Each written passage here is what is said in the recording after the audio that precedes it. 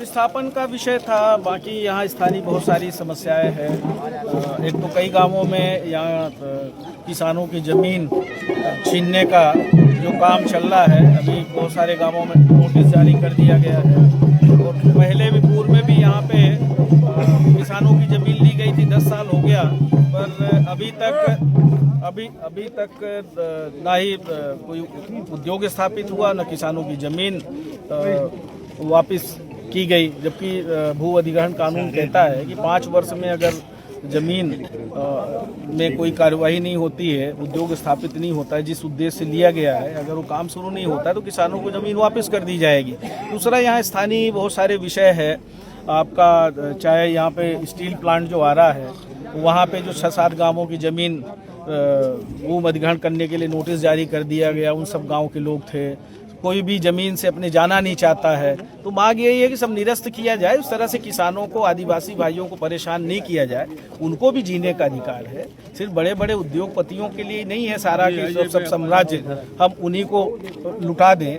तो ये विषय बहुत बड़ा है। एक तो जो किसानों की ज़मीन छीनने का काम कर रहे हैं, दूसरा बहुत सारे पात्र पेंशनधारी जिनको पेंशन मिलना चाहिए, जो 100% पात्र है उनको पेंशन नहीं मिल रहा है। 100% पात्र ऐसे लोग हैं जो हमारा कानून कहता है, खाद्य सुरक्षा अधिनियम, उनको खाद्यान्न मिलना चाहिए, पर खाद्यान्न से वंचित है। ऐसे ही खसरा खतौनी का काम बहुत दिनों से पेंडिंग है।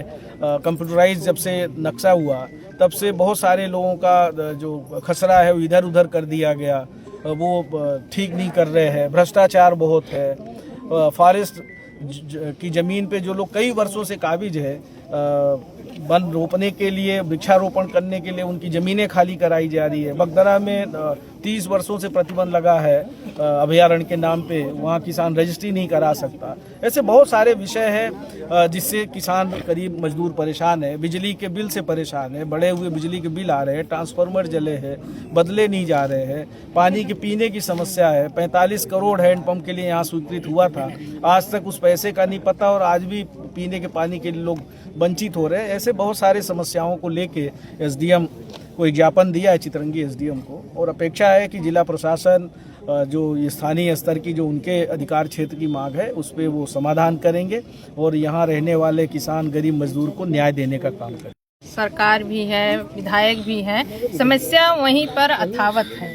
जल जंगल जमीन, खासकर हमारे आदिवासियों भाइयों को, हम लोग को तो बहुत खुशी था कि हमारे घर की बहन बेटी एक विधायक मंत्री बनी और हम आदिवासियों को कहीं ना कहीं निदान मिलेगा, पर हमको तो एकदम समस्या पर समस्या आ रही है, कोई हमको निदान नहीं मिल रहा है। जहां आप घेराव किए हैं, यहाँ की एक तहसीलदार मैडम है, कोई, मैं उनको नहीं जानता, पर उनकी जो समस्याएं हैं लोगों की बढ़ती जा रही है।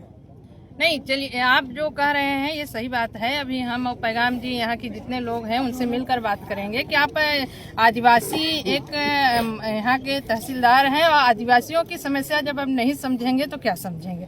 मैं, अगर वो सुन रही होंगी हमारी बात, तो मैं उनसे भी आदिवासियों की तरफ से निवेदन करना चाहती हूँ कि जो भी आदिवासियों का समस्या है वो निराकरण करें। तहसील बने कई वर्ष हो गया, लेकिन आज भी ये रोड ऐसी पड़ी हुई है। ये तो आप सरकार से बात करिए ना, मंत्री जी से बात करिए ना। हम लोग तो विपक्ष में हैं, चिल्ला रहे हैं कि रोड बनना चाहिए। तो अंबार है। सबसे पहला जो विस्थापन है, जो चितरंगी और दुधवनिया तहसील के 7 ग्राम पंचायतों को स्टील पावर प्लांट के नाम से अधिग्रहण की जा रही है, उसके खिलाफ काफ़ी आक्रोश है। साथ ही साथ ये रिलायंस पावर प्लांट में लगभग 10-15 वर्ष हो गए और आज तक किसानों को कोई न्याय नहीं मिल रहा है। उनको न विस्थापन किया गया, न विस्थापन का लाभ दिया गया, न नौकरी दी गई, न समय पर हटाया गया। अगर आज उनको हटाया जाए, उनके पास कुछ भी नहीं बचा है, तो यहाँ पर आदिवासियों की हालत बहुत बुरी हो जाएगी। कांग्रेस के लोगों ने घेराव किया था तहसील का, क्या कुछ समस्याएं हैं? जी, अभी कुछ अपनी 18 बिंदुओं की समस्या को लेकर जिला किसान कांग्रेस कमेटी सिंगरौली ग्रामीण द्वारा अभी ज्ञापन प्रस्तुत किया गया है। इसमें 18 बिंदु हैं और जो बिंदुवार जो समस्या है वो बताई गई है।